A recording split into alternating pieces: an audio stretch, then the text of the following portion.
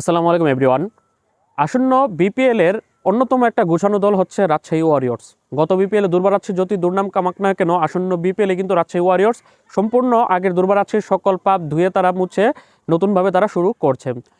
আসন্ন বিপিএল এর প্রথম দল হিসেবে আজকে তারা অফিসিয়ালি তারা প্র্যাকটিস সেশন করেছে মিরপুর একাডেমি মাঠে, যেখানে উপস্থিত ছিল রাজশাহী ওয়ারিয়র্সের মূল ক্রিকেটাররা তানজিদ তামিম, নাজমুল হোসেন শান্ত, মুশফিকুর রহিম এবং আকবর আলী, জিশান আলমদের মতো ক্রিকেটার উপস্থিত ছিল, যেখানে তারা অফিসিয়াল প্র্যাকটিস জার্সি পরে তারা আজকে অনুশীলন করেছে। আগামী 23 তারিখ বিকালে তারা সিলেটের উদ্দেশ্যে রওনা দিবে, কারণ বিপিএল শুরু হবে সিলেট পর্ব দিয়ে 26 ডিসেম্বর, সেটা সকলেই জানা। এবং উদ্বোধনী ম্যাচই রাজশাহী ওয়ারিয়র্স তারা খেলবে সিলেট টাইটান্সের বিপক্ষে 26 ডিসেম্বর দুপুর 2টায়। এখন এই 26 ডিসেম্বরের ম্যাচকে কেন্দ্র করে 23 ডিসেম্বর বিকেলই সিলেটের উদ্দেশ্যে সেখানে তারা উড়াল দিবে। তারপর সেখানে গিয়ে 24-25 ডিসেম্বর 2 দিন অনুশীলন করে তারা 26 ডিসেম্বর ম্যাচে নামবে।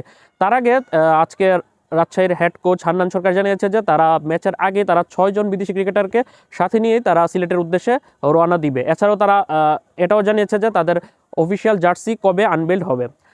তাদের অফিসিয়াল জার্সি উন্মোচন করার তাদের পরিকল্পনা ছিল আজ 20 ডিসেম্বর, কিন্তু আমরা সকলেই জানি যে দেশের মধ্যে একটা অনাকাঙ্ক্ষিত ঘটনা ঘটে গেছে। শরীফ ওসমান হাদির মৃত্যুকে মূলত সম্মান জানিয়ে তারা উদ্বোধনী জার্সি উন্মোচন অনুষ্ঠান করছে না। তার পরিবর্তে তারা আগামীকাল 21 ডিসেম্বর তারা তাদের অফিসিয়াল ফেসবুক পেজে তাদের জার্সিটা উন্মোচন করবে। পাশাপাশি 22 ডিসেম্বর রাতে অথবা 23 ডিসেম্বর সকালে তাদের 6 বিদেশি ক্রিকেটার এসে দলের সাথে জয়েন করবে এবং তাদেরকে সাথে নিয়ে তারা উড়াল দিবে সিলেটের উদ্দেশ্যে। নিলামের আগে আমরা জানি যে 2 জন বিদেশি ক্রিকেটারকে তারা সরাসরি চুক্তিতে দলে ভিড়েছিল, পাকিস্তানি ওপেনার সাহেবজাদা ফারহান এবং পাকিস্তানি অলরাউন্ডার মোহাম্মদ নওয়াজ। নিলাম থেকে তারা 2 জন বিদেশিকে দলে ভিড়েছিল, Sri Lankan leg spinning allrounder Dushan Hemantha এবং পাকিস্তানি পেস অলরাউন্ডার জাহানদাদ খান।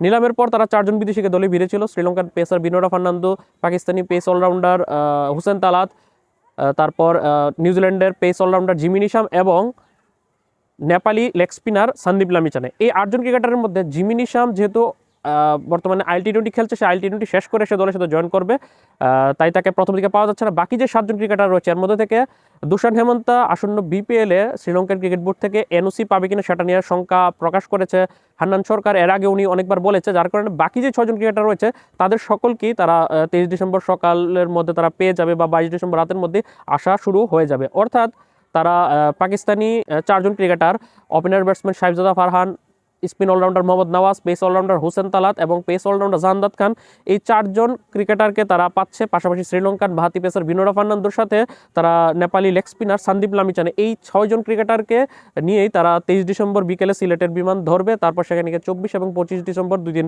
অনুশীলনের পর তারা 26 ডিসেম্বর তারা উদ্বোধনী ম্যাচে তারা সিলেট টাইটান্সের বিপক্ষে মাঠে নামবে। রাজশাহী ওয়ারিয়র্স গুছানো দল, যার কারণে তারা ওইভাবেই প্লেয়ারদেরকে দলে নিয়েছে যাদেরকে তারা প্রথম দিক থেকেই পাবে।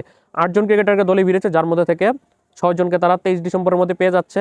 জিমি নিশাম IL-T20 শেষ করে এসে দলের সাথে জয়েন করবে, 7 জন পেয়ে গেছে।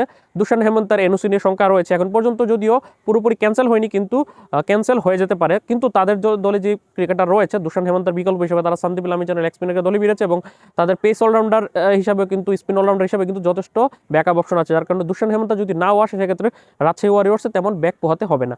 অন্যদিকে তাদের দলের অধিনায়ক কে হবে এমন প্রশ্নের জবাবে রাজশাহীর হেড কোচ হান্নান সরকার জানিয়েছে যে তারা এখন পর্যন্ত ফাইনাল সিদ্ধান্ত নেয়নি। তারা এই রাজশাহী ওয়ারিয়র্সের যে স্টেক হোল্ডাররা রয়েছে, অর্থাৎ তাদের বাকি কোচিং স্টাফ, তারপর দলের যে ওনার অর্থাৎ স্বত্বাধিকারী প্রতিষ্ঠান রয়েছে, তারা সকলে মিলে বসে সিদ্ধান্ত নিবে যে কে অধিনায়ক হবে। তবে নাজমুল হোসেন শান্ত অধিনায়কের রেসে খুব ভালোভাবেই সামনে আছে। তো এই ছিল রাজশাহী ওয়ারিয়র্সের সবশেষ আপডেট। আল্লাহ হাফেজ।